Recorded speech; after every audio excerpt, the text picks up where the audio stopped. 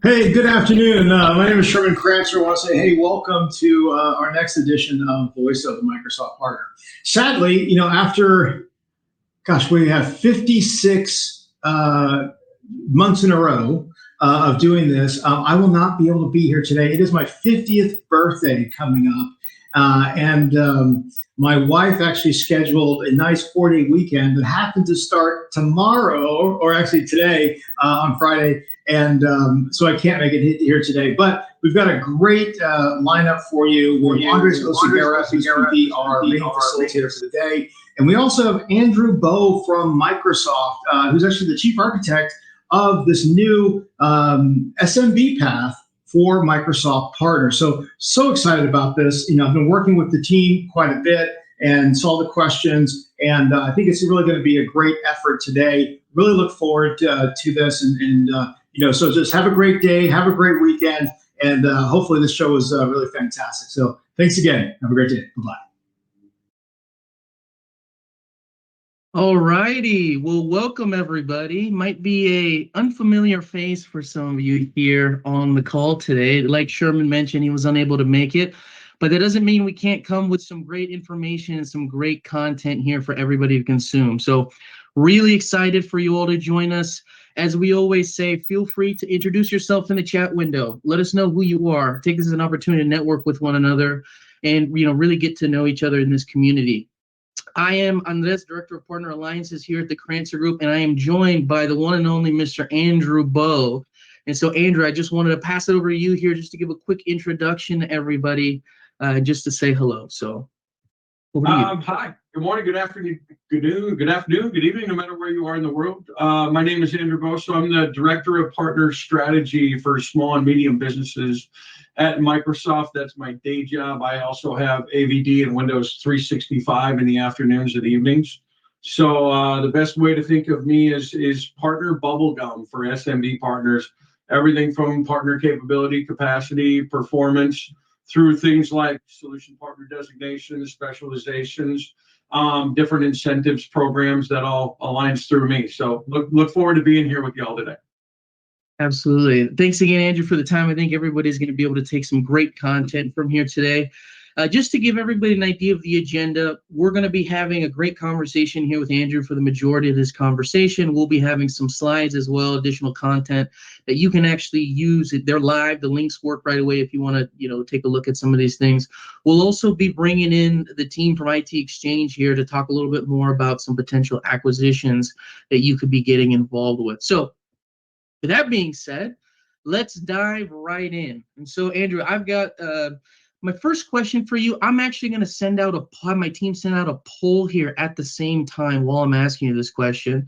And this is going to be around really the history of solution partner designations and ultimately why has Microsoft gone ahead and actually created this new path for partners? Yeah, so solution partner designations all up were launched in 2022, October 3rd, 2022. And it was really based on some feedback we were getting from customers about our legacy competencies, silver and gold. And it was to really do a better way of identifying partners that were going deeper on Azure and also finding a way to reward partners that were going deeper on Azure. So fast forward that to today, we find that solution partner designations are great. We've had a lot of great feedback from partners, especially the partners that are really digging in and being in Azure practice. And you can see it in the partner growth rates. Specialized partners and solution designation partners are taking off like this, whereas partners that are pretty much on legacy competencies and haven't been engaging as much, just aren't seeing the growth and the profitability of their Azure practices in the same way. Now, that being said, we were also listening to partner feedback and coming to understand that for partners primarily in SMB that may be smaller businesses themselves, there was some challenges for getting the solution partner designation. And so we sat back and interviewed, I probably interviewed 100 partners and to try to identify how do we make sure that we right size the solution partner designation for all partners. And the SMB path is just that. These are different paths to the same destination. There is one solution partner designation that is the final goal. And across this is, across data and infra, et cetera. But the goal is really to listen to partner feedback and making sure that we're capturing all partners, all customers, and that we're still upholding what I consider to be a customer promise. The solution partner designation says we've set a bar for these partners to hit, and these partners have hit it. And I think one of the core tenets that I operate under is make sure that we're upholding that customer promise. Absolutely. And, I get a lot of questions from partners, and they ask me, okay, I get it. I've been told I need to go get this solution designation, and I've got these other, different things in place that I gotta accomplish in order to get there. Could you maybe give me a little bit more context on Microsoft's strategy for designations, in general? Because I know from Microsoft's perspective, you're able to identify the different partners, their skills, their capabilities, but is there something beyond that you think is relevant to share here with partners that can help them on this journey? Yeah, I would say three things.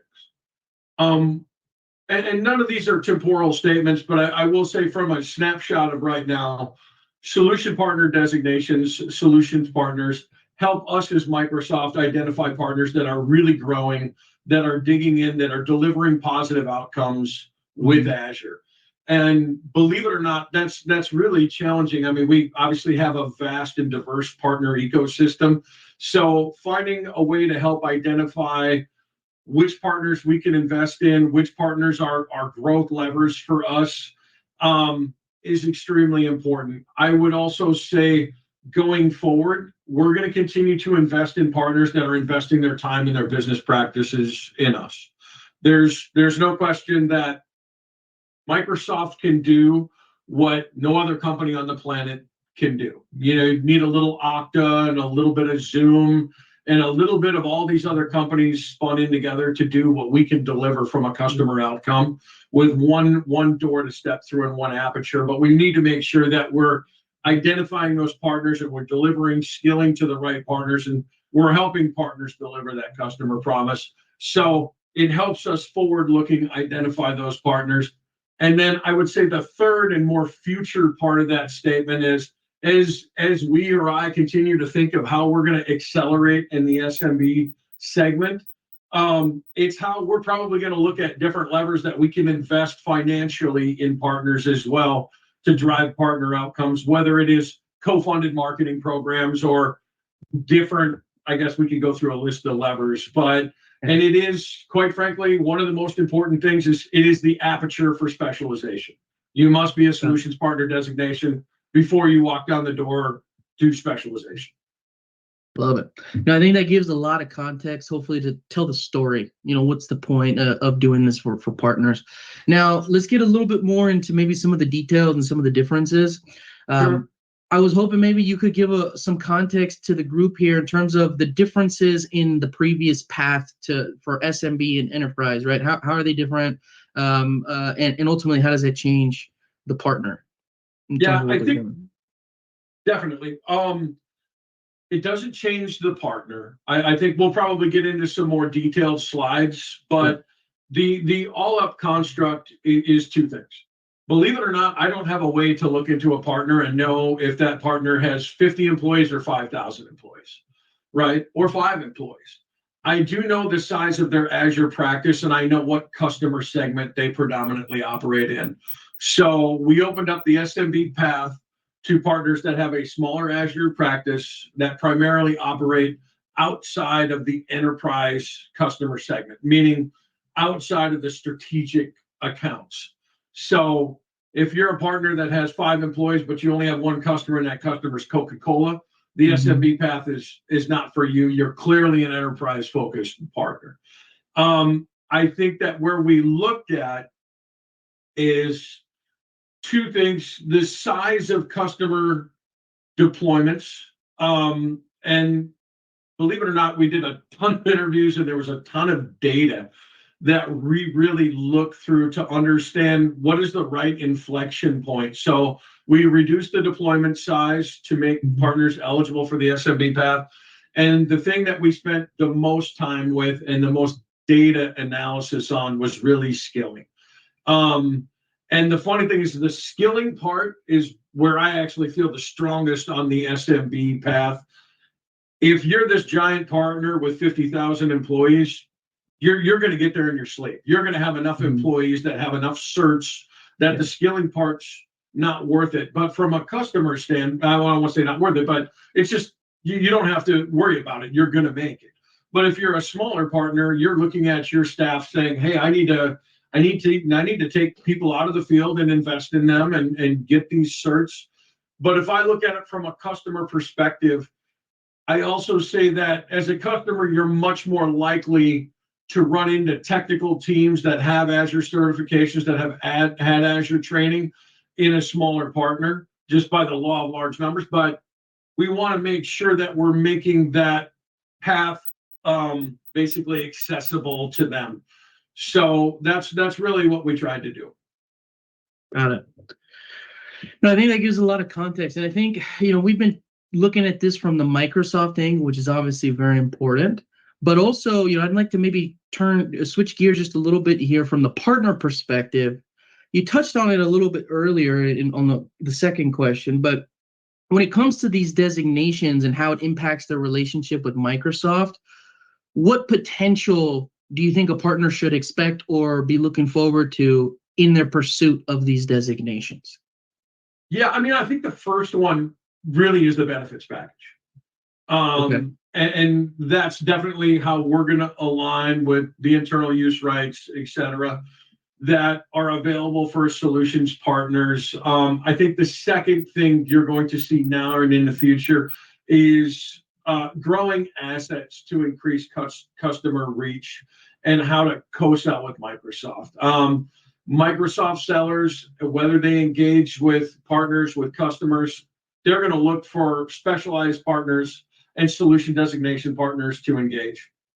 Co-selling with Microsoft is a complicated web, but for an Azure seller, they're going to need a solutions partner, at minimum, a partner with a solutions partner designation. So it's really important from that standpoint.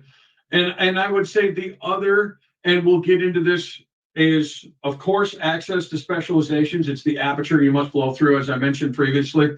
And the other one is we're looking at all sorts of different levers in the future. And I will tell you that everything we look at hinges on solution partner designation as that bar to hit. Solutions partner designation is 1,000% the way we are going at Microsoft. So partners should be ready. They should be getting prepared. Hint, hint, hint. This is something that will be beneficial for them in the future. Got it. Is it fair to say, as I'm listening to you go through this, Andrew, is it fair to say then that these designations don't necessarily change the metrics that Microsoft is looking from partners? It only changes the types of customers that they're influencing with those metrics, right? You're still looking for somebody who's growing, somebody who's bringing new workloads, somebody who's certified, but you're specialized with SMB as opposed to maybe some larger customers. Maybe I'm wrong. Pick that apart if I'm wrong. Yeah, I can pick that apart a number of different ways. I would think of it this way. From an all-up solutions partner standpoint, these are the partners that are investing in us that we want to invest back in. And whether it's on data or infrastructure, whether it's go-to-market resources, whether it's the CSP customer acquisition incentive, which I think is just something we'll probably touch on it a little later in this call, but the absolute scale of that investment is mind-blowing. 15% of everything on planet Earth. I cannot invest in tens and tens and tens of thousands of partners who maybe might be doing something on Azure. I can invest in thousands and thousands and thousands of partners that I know are, right? And that is 15% of every customer on planet Earth that transacts via CSP with a partner. So yes, that is exactly how we are looking at solutions partner designation and why it's so important. I love it. No, I appreciate that context, Andrew. I think that's a great start here to the conversation. I'm going to let you take a quick little break, and we're going to get deeper into specializations and some of the additional benefits here shortly. But we'll quickly jump here to the IT Exchange team, and I'll bring Tim up here to have a quick chat with him. Hey, Tim. How are we doing? Good afternoon, everybody. I think afternoon for most people. Yes, I'm technically still Pacific time, so we're almost there, but I'll count it. No big deal. Tim, if you wanted to just give a quick little introduction to everybody first before we get started here, I think that'd probably be a worthwhile time. Great. Thanks so much. My name is Tim Mueller, co-founder of IT ExchangeNet. We are a 26-year-old M&A firm that focuses very deeply in the Microsoft space. I would say that we have sold as many or more Microsoft channel partners than anybody in this space, primarily under 30 million in transaction value, which is a majority of Microsoft partners out there. But we've done some pretty neat consolidations. And I think we're going to talk a little bit about this partnership with the Crancer Group of creating an M&A marketplace with Sherman and his team. Yeah, Tim, if you want to just jump right into it, maybe give us a quick little spiel, I guess, in terms of what we're doing, how we're working together. I think it'll come better from you. Thank you very much.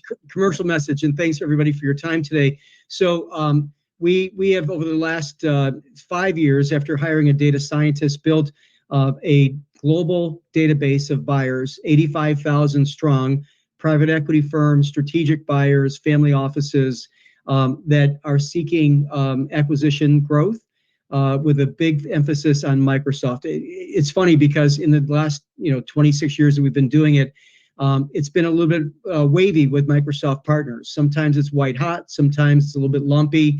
Right now, I would say, and for the last 2.5, 3 years, it's been white hot. Far majority of the private equity firms who are doing assemblages of IT services businesses are asking us for more Microsoft targets. They are looking to build platforms that basically assemble or layer in Microsoft partners with each other.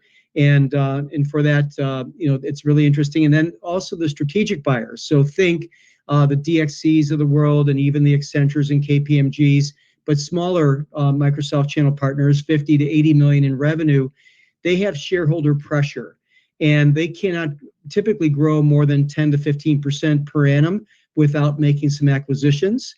And so that is really not a choice for them. They have to do it. And so we're finding there to be valuations are really steady. If you go back to 2011, we just came out of that hangover from the 2009, 2010 recession. And we saw valuations for Microsoft partners start to climb. And they crescendoed right around 2018, 2019, and haven't really moved much since, which is good news because they were record highs. And so for the last 5 or 6 years, we've seen a very steady valuation. But some of those valuations certainly depend on size of revenue, customer stickiness, customer concentration, and then certifications like we're talking about today that really matter to the buyers. So the relationship we have with the Crancer Group is that we are working on doing a M&A marketplace that IT ExchangeNet powers. And for those who are interested in selling, we're working together to bring you into our marketplace and find buyers. I love it. Appreciate that little rundown, Tim. I'm wondering, maybe you mentioned something that was very, very, I think, interesting for a lot of us. And I've seen it myself personally. I'm sure a lot of the partners on the call have as well, is that the market is white hot. There's acquisitions going across the board everywhere. Do you have any idea or context that maybe you could provide as to why that might be the case, or any thoughts you have on that topic specifically? It is, because I think the way that the company is evolving right now in the suite of products, the D365 and even all the Azure cloud products, it's difficult for a lot of companies to say, no, let's not use Microsoft, because of the reformation of where the business has gone, in particularly the last 5 years. And the investors, private equity firms and such, they recognize it. And so, kudos to everybody on the phone that have built a successful Microsoft practice. There's definitely value because of that.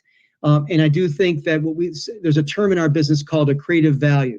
So if you buy a Microsoft practice, let's say for $10 million, the hope is that over 3 to 5 years, that now is worth 15, 18, 20 million, depending on how they grow it. And that's the term accretive value. They buy it for something, a certain price, and then they build it to be more valuable. But I will tell you that every time we put a tombstone up that says we sold a Microsoft business, we'll get another 40 or 50 buyers saying, send us more targets, we're hungry. So I guess the message today really is that the market's there.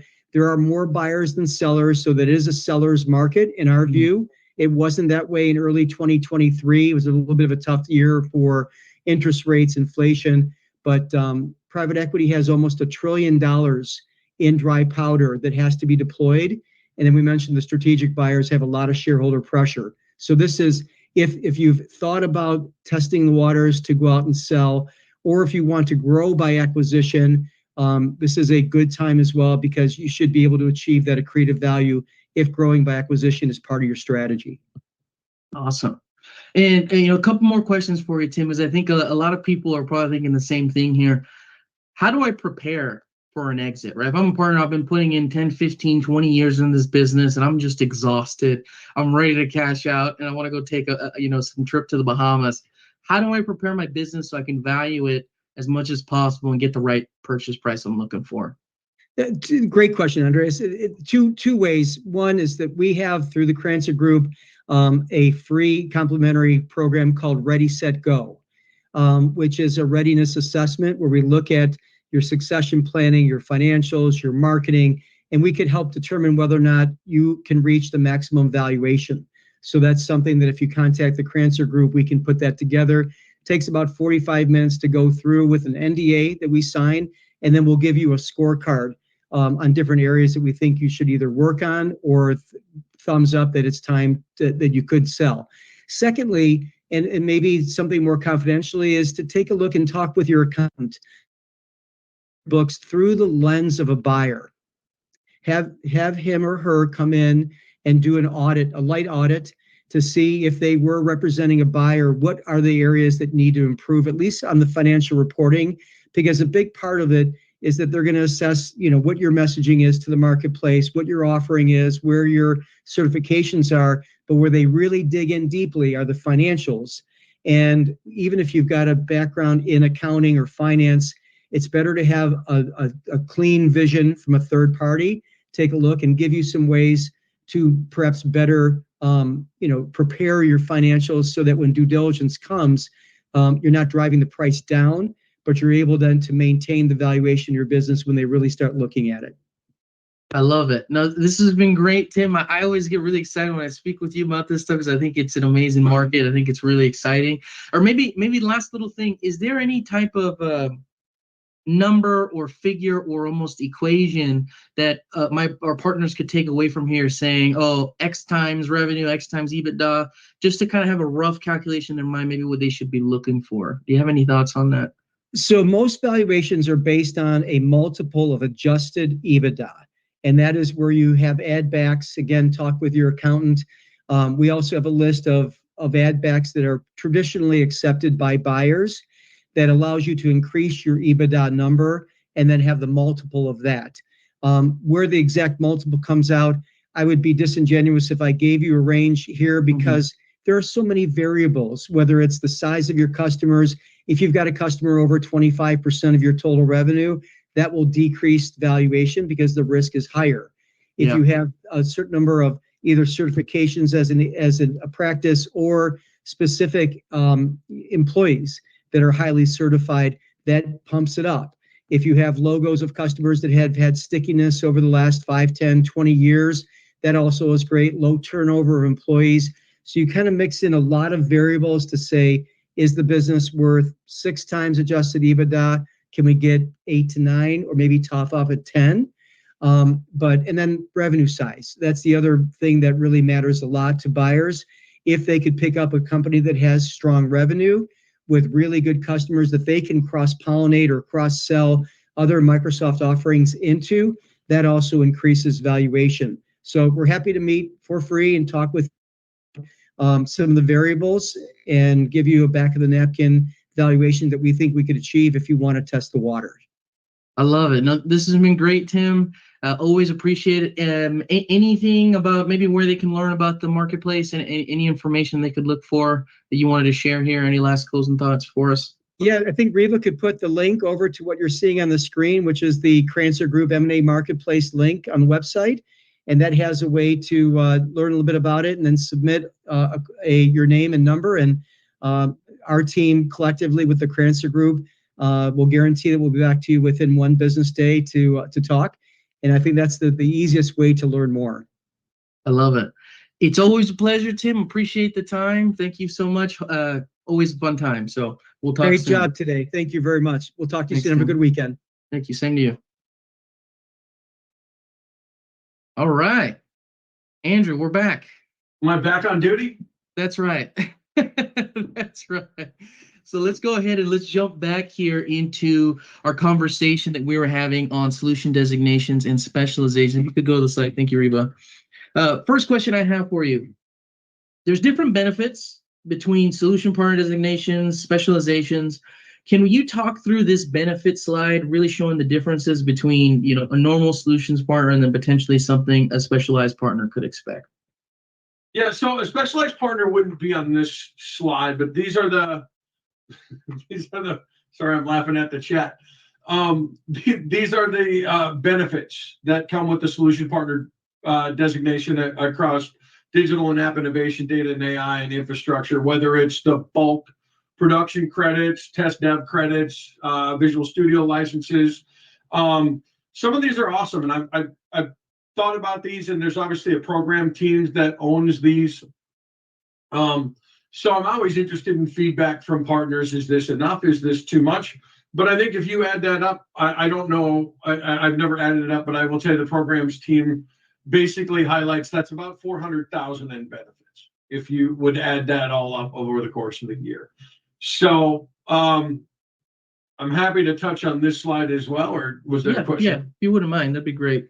Yeah, so one of the other things we look at is I break things into two halves for partners. There's obviously growth resources, which are technical trainings that we will open up to solution designation partners, as well as different go-to-market assets, different co-op funding, really different types of co-marketing. And there's a lot of programs that Microsoft is working on right now. And again, those are tied to solutions designation partners and specialized partners. So that falls into that enablement plus GTM resources. And then if you slip over to the right side of this slide, you have the MCI incentives, which is the different types of funding, whether it's Azure Workload Accelerator, CSP customer acquisition that we mentioned earlier.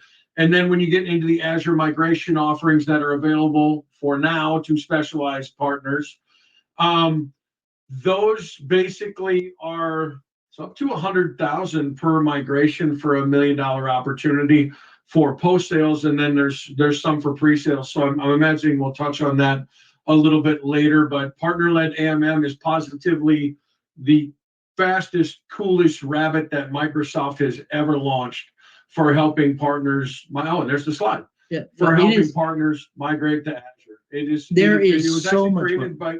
What's that? Sorry. Go ahead. As I was saying, there's just so much money. What I've seen comparatively to recent years, I mean, there's a lot of money there available for partners. I'll ask another question, but go ahead and finish. Sorry about that. I'll touch on this just because someone on my team actually came up with the original idea, created this. We were challenged by our leadership to really find a way to help partners get funding. I know the ESIF process for some deals was just daunting. And basically, this was created pretty rapidly, and it has been a smashing success. We tripled our investment last year in Azure Migrate and Modernize. And it is just something that not only are partners pulling the lever and funding these engagements, but they're just pulling it repeatedly. Once they get specialized and engaged, there's no turning back. And this is even smaller partners that attain the specialization, and if they're hosters and they have 50 customers in their data center, 15 of them are looking to move, they'll yank the lever 15 times. So they're loving it. And then there's a pre-sales component of this too, which is $5K for an assessment, but just to pop the numbers up there. Yeah, no, absolutely. When I talk to partners a lot about these different programs, funding, everybody says, "Is this the PI program?" And I think there's some kind of, almost like worry or concern is just there's going to be so much paperwork and issues trying to get all this money through, right? Because I know that's been a lot of partners' experience. But what I will say is there's a lot of money here, but once you get that specialization, as you were just talking about, Andrew, it really feels like the doors open. I'm wondering, maybe I'll switch gears here just a little bit here.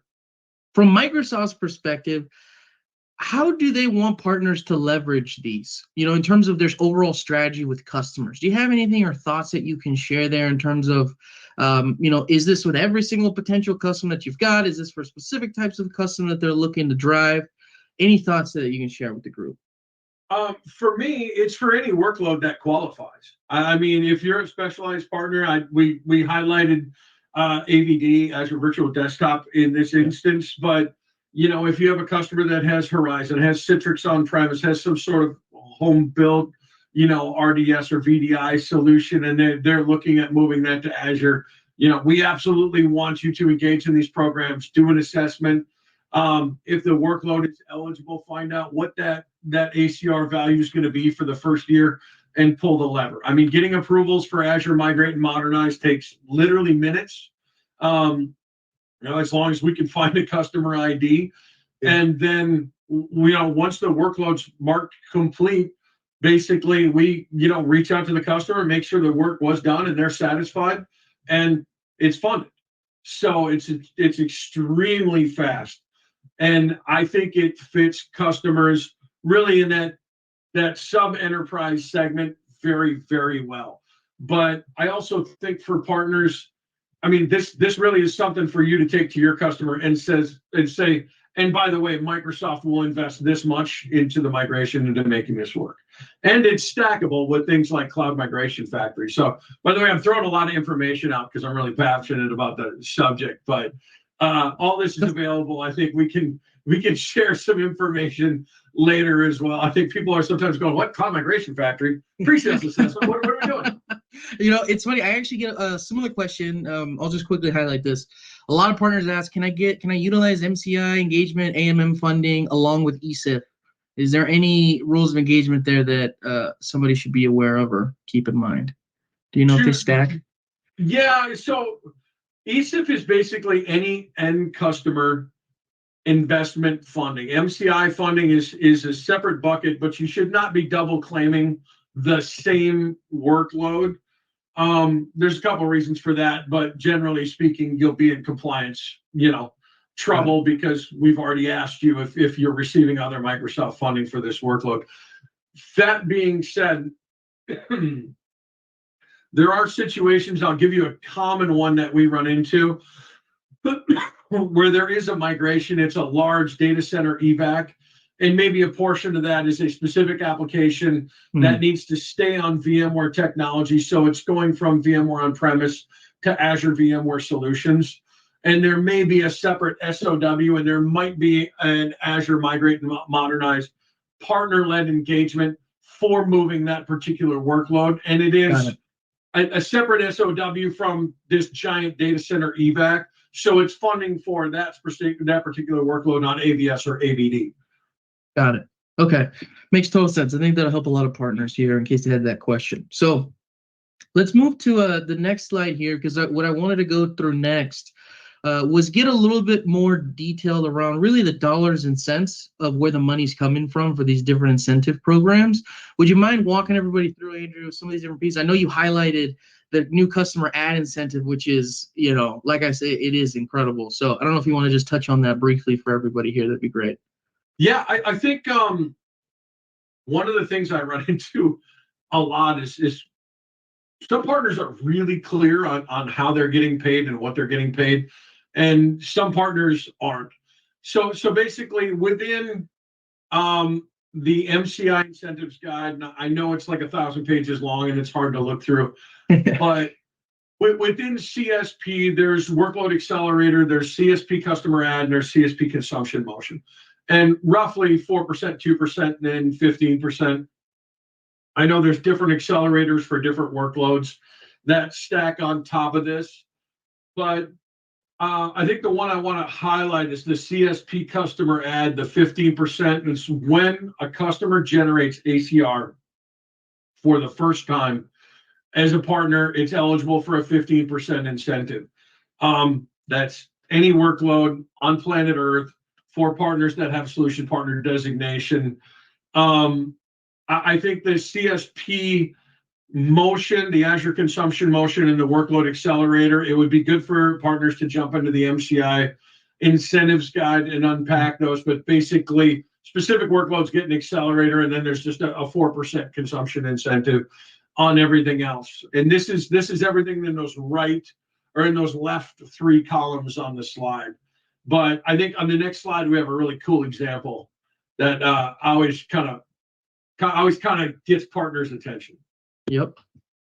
So I call this the 100K deal, and I do this all the time to just help like partners frame how much is really on the table. So back to those left 3 columns, if you're a solutions designation partner, for the purpose of this example, we're going to assume that consumption is, we'll say the workload is AVS, and it goes from 0 to basically that 100K threshold, and that's the consumption in the first year is 100K. Right. So the CSP consumption motion, it's an accelerated workload, and you get the CSP customer acquisition on that 100K. You're a solutions partner. Your first year incentive on that is $21,000 off that 100K deal. And these are all 2-partner incentives in your pocket. Like you're going to feel it in the wallet, right? At least I feel $21,000 in my wallet. That's just how it goes. That never happens, and I don't feel good about it, right? Where this gets really interesting is now same deal, same partner, but you have the specialization, which means you get to add solution assessment for 5K, and this would be an AMM partner-led small engagement. So there's 15K to help fund the migration. Now this is paid to partner, right, to offset the cost. So how you deal with your arrangement with the customer is your business. They are going to know this engagement happened, right? But that's 20K to drive migration. And then the really cool thing on the back end is this also lights up workload acquisition and nurture if you're a specialized partner. So that is 9K for the bounty phase and 30K of the attributable, or 30% of the attributable Azure consumed revenue driven by that engagement for the first 9 months. So that's 30K, which means a specialized partner, 100K deal through incentives or customer funding, right? They're going to have 80K in their pocket.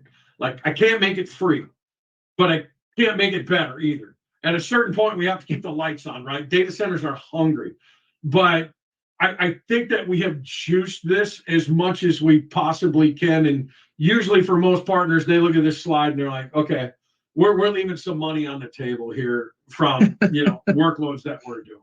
Yeah. No, that was very compelling. I appreciate you giving the rundown there. And I think ultimately this last slide here, those bottom, 2 columns there, you can see solutions partner 21,000, specialized 80,000, really tells that story. And really what I was talking about earlier, where the gates open up, right? And the money is available for you for those engagements with your customers. So if you needed some motivation in terms of dollars and cents, well, there you go. You got it.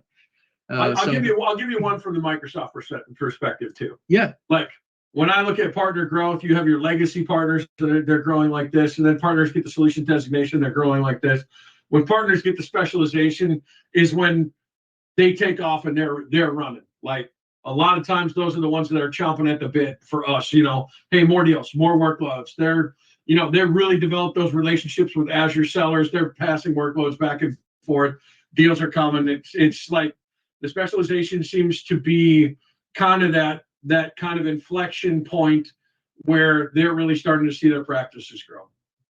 Oh, I love it. I appreciate it. That's very good context. So we talked about how great, it is to get there. Let's get a little bit more into maybe some of the steps to actually get where we need to go. So Reeve, if you go to the next slide for me, we talked about scoring, right? And some of the different buckets here.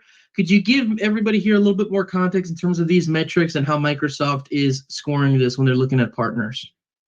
Yeah, so this is something I think a lot of partners have challenges with. I think it was certainly difficult for me to understand when I first started learning it. And you feel like you're losing your mind a little bit. But essentially, to get a solutions partner designation, you have to achieve 70 points. And that's across three frames: performance, skilling, and customer success, which is roughly 30, 40, and 30 is the max available points. I think the biggest thing to remember is you can get there through any combination of 70 points, but you have to have some points in every category. Mm-hmm. Meaning, if you're getting there on performance and you're getting there on customer success, the maximum number of points that would be available to you would be 60. You still will have to have some skilling. But if you've maxed out your performance points and your skilling points, you're like, hey, I'm at 70 points. If you don't have any points for customer success, again, which is highly unlikely if you're getting there on performance and skilling, but if you don't have any points on customer success, you still will not be eligible to click the button and sign up. Absolutely. No, I appreciate that concept. I think there is, at least in my experience speaking with partners, there's a lot of confusion around this. And I want to hone in on one specific one. If you go to the next slide for me, Riva, net customer adds specifically. Yep. So twofold question. Number one, maybe you could just give a brief little explanation, and then also the differences in the two paths for this. So pass it over to you. Yeah. And so from the net customer ad standpoint, there's a reason we look at trailing 12 months is we found out that there was partners that hadn't added a new customer in 5 years, but they were getting there on some net customer ads from 3-5 years ago. And so we have trailing 12 months. We're looking at up to 3 customers, 10 points per customer. And one of the things we did, just because the size of the customer workloads are a little bit different, the SMB path has contributing customers have to have greater than $500 a month in ACR versus the enterprise path, it's $1,000 a month. So it's again trying to right size that contributing customers threshold for partners that tend to operate with customers in the SMB space, and probably a little data-driven insight. As much as there might be a tendency to say, wow, but that really would help the enterprise path partners, it actually doesn't. The enterprise path partners tend to be way over that threshold. Like the $1,000 a month thing is just usually not a challenge for any customer in the enterprise space, but it can be a challenge for a customer that has a smaller environment, a couple of VMs, a couple of workloads. It's like, sheesh, 1,000 is, I have to work hard to get my customer there, Yeah. So the goal was really to still have the threshold high enough to prevent fraud, which is a huge issue for us. But, we need to make sure these are real customers, but then make sure we're aligning with customers that our partners want to do business with and are doing business with. No, I love it. I appreciate that. And I'll get to the question, Phil, that you mentioned in the chat here shortly, because I think that question in terms of, who to point to goes hand in hand with the skilling piece of this as well. I know I've gotten a lot of questions on net customer ads as well as skilling. I'll have my team send out a poll. Let us know if you need some help with some of these skilling requirements. We actually have a way for you to go through the process of helping you attain that. You can think about building a bridge to that solution designation if that's something that you need help with. From the partner perspective, Andrew, a lot of things that I've heard with the skilling is I'm able to service my customers very well. I don't have these, different certifications. What's the best way for you to move forward to get this? And I usually tell them, hey guys, these are the rules of the engagement. You need these certifications. Go through the process of getting everybody certified. I know they're doing the job, but this is what we need to do. So I'm wondering maybe if you could give the Microsoft's perspective on that, and then also, again, the comparison of the two paths for everybody on the call today. Yeah, there's probably 3 things, and this is just in the spirit of transparency. I get feedback from 2 sides. I get feedback from the partner side, and I get feedback from the customer side, right? And there's customers that sometimes are expressing frustrations, saying, hey, we didn't feel like this partner, all their staff was really delivering at the threshold that we expected a Microsoft partner to deliver. And then, of course, the feedback you just mentioned, where partners are saying, hey, I mean, look at the ACR, look at what we're driving. Do I have to go get everyone skilled? So completely transparent. I mean, I have to balance that across the global ecosystem of partners and customers, and I need a metric that I can identify. That's one. Two, this is just me personally coming from a smaller partner. Partners tend to build where they skill. I mean, if they're skilling, that's evidence to me that they're investing in building a quality Azure practice. And three, I can see that. So I can take a look at a partner and say, hey, listen, they have 10 skilled individuals in this workload. They're on the path to specialization. So we look at a lot of these things when it comes to, are partners managed? Are we, looking at picking this partner or that partner? There's different metrics that we use, but skilling is something that Azure certifications that are tied to the partner, and the key is making sure that the certified individuals are referencing their employer and the employer is getting attribution for it, which is a common challenge. But that from my perspective is one of the things. It's just for me, it's the only way I have to really identify who's out there and who's capable. Yeah. And I completely understand. I think you're with Ever right. It makes total sense. You want to make sure they're servicing the customers in the way that you want them to, right? I'm going to combine that conversation along with the net customer ads conversation we had, and also, that third piece that I get a lot of questions on from the partners I engage with, which is around, what if the data is wrong? Right? I've got this host of customers that at least I have in my business that I've seen and I believe I'm influencing. But when I open a partner center, things don't quite align with exactly what I was expecting. Do you have any advice or any thoughts that maybe you want to share with the group here in terms of some steps to take to figure that out? Yeah, so there's a bunch. And just for the record, this is one I've heard a million times. Listen, look how much I paid you over the last year, right? We paid you millions of dollars, and you're telling me I don't have 30 points for customer success. There's a number of things that can contribute to that. One is a lot of times, yes, they have a huge practice, but it's a modern work practice, and their Azure consumption's little. Two, sometimes there can be attribution errors, especially if they purchase through an indirect provider. So that sometimes, they'll have to create a support ticket or work with like a company like Crancer that aligns with Microsoft to get that unpacked. I would say the third one is probably the most challenging, but I see it from the other side, which is if they're attributed through PAL, partner attributed licensing. We see partners that are, quite frankly, they're attributed to a customer that's involved with many partners on many workloads via PAL. And quite frankly, they're showing up in everything that's applied to that customer, but that particular partner didn't actually do that work. So if they lose PAL, all of a sudden, all of this stuff they had with this big customer that's involved with 10 partners comes off of them in Partner Center, and they're like, what do you mean I qualified yesterday and I don't today? So maintaining PAL in customers that you're active with is extremely important, but there can be errors, there can be attribution errors, there can be misunderstandings about how a particular customer went. I would say that this data can, quite frankly, at a global scale, get a little hairy to unpack for the support teams, but we absolutely do our best with it. And I think this is hard, but I've been a number of numbers of these escalations now over the last couple of years.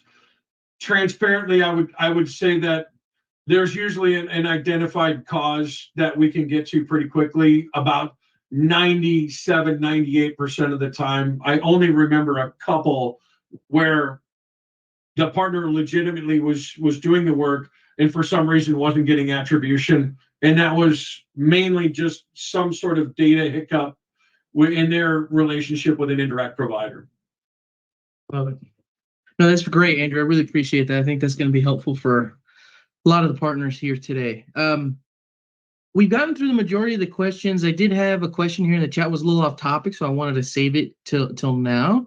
And that's around business applications. Specifically, can you talk about incentives for increasing users and seats in Dynamics, or do we just use the total MRR? You know what? I Dynamics wouldn't fall under me, so I'd have to take that offline with my counterpart. And his name is Marcelo. But if you throw that question over to me, I can speculate on it, but I don't know if I can give you the great speculation answer. No, I think that's the right move. No, I appreciate it. Does anybody have any last questions for me and Andrew here before we wrap things up here? Any other thoughts? If not, let me know in the chat window. In the meantime, while that's going on, Andrew, any last thoughts to leave the group with here? I thought we've covered some amazing things here, and I really appreciate, again, all the time. But do you have any last things you want to share for the group? Any last things that you want to mention? Yeah, I think there's a couple things. I'm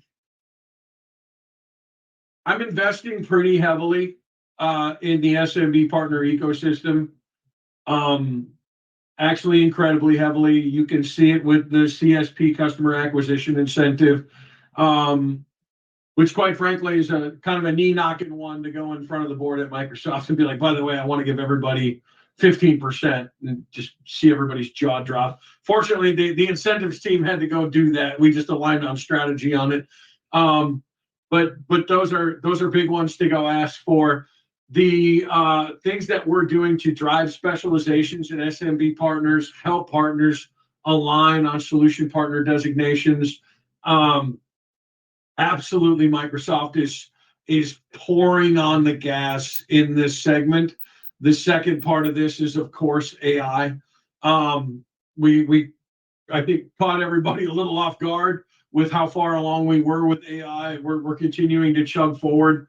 So I'm looking forward to seeing like digital natives, ISVs, startups, and partners like yourselves that are getting into these language models and trying to decide how they fit their customers. So hopefully partners are seeing the love and feeling it. And, you know, I love the feedback. Feel free to connect with me on LinkedIn. I'll comment on that in just a second. But yeah, hopefully partners are seeing it and feeling it, and we're going to keep doing a lot more of it. It's been working. We're really taking off in SMB in a big way. I love it. Yeah, did you want to address that question, Andrew, really quickly? The question is, let's see, any quick words on VMware and Azure? Yeah, I mean, ever since Broadcom's acquisition, obviously EUC was spun off of VMware, so Horizon's now with a brokerage investment firm, and then for VMware on Azure, right now we still lock 5-year RIs, and I think since Hawk's announcements came out like almost a year ago, we've been hearing it from customers and partners. VMware on Azure VMware Solutions has been another thing that is taking us like just absolutely to new heights, because it, quite frankly, it is an extremely fast migration. You can be sweeping the floor in the data center in a month or two, or you can, you know, think about refactoring all those applications for the next year, and then you can deal with them. You can find efficiencies, you can economize them, you can refactor them at leisure, and partners have been like, we're done, and we can lock a 5-year RI on it. Absolutely, let's go do it. So those would be my quick top of the line thoughts. I know there's been some announcements regarding that and our competitors that are very beneficial to Azure, and we've been feeling that as well. I don't really want to speak on competitors or anything, but I will say that the grass is very green for us on VMware on Azure at Microsoft, and we're loving it. So I guess the best thing I can say there. I love it. No, I appreciate the time, Andrew. I want to give a very warm and thank you from us at the Crancer Group, as well as everybody here. We know, you don't have to do this for any of us, so We really appreciate the time you're able to give us. I want to see if everybody, could give the round of applause here for Andrew. I'd really appreciate it. Doesn't have to be here. There it is. All right. There it There's is. the wave. I love it. Wow. Thank you, everybody. Awesome.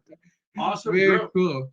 Yeah, I've just got some last closing announcements, but we've got our ongoing Exploring Microsoft's new SMB Paths for Azure Solution Partner Designations, both for EMEA, the US, and APAC. Tuesdays, Wednesdays, and Thursdays. There's links there available to you that you can select. You can register. We'll be talking in a lot more detail around some of these new paths for these designations, along with a host of other different things. So if you want to join us, they're 4-hour workshops. You can come and join for as much time as you have available. And we're hoping you can come out there and learn a few different things. Last thing here, as always, please join us next month for our next Voice of the Microsoft Partner Best MSP Marketing Bets for 2024. We're bringing back an age-old, very popular topic that the group has seen a lot of good reception for. So we'll be talking about growing your business, hoping to fill up the sales funnel as much as possible, and how we might think about going to market. And just selfishly, I do want to say thank you again, everybody, for staying on here for the presentation. I've had a lot of fun doing this. I hope you still think we brought the thunder. We brought the energy that we needed for this VOMP. I'll have last thing here, my team send out a poll. If you guys want to sit down and talk in a little bit more detail around these new solution designation with us, happy to chat with you and give you some more context if you got any specific questions. So I'm landing the plane here a couple minutes early, but it's been a fun time here. I hope everybody's enjoyed as much as I have, and we very much look forward to seeing you next month where we talk about marketing for MSPs. Have a great weekend, everybody. We'll talk soon, and thanks again for joining us today.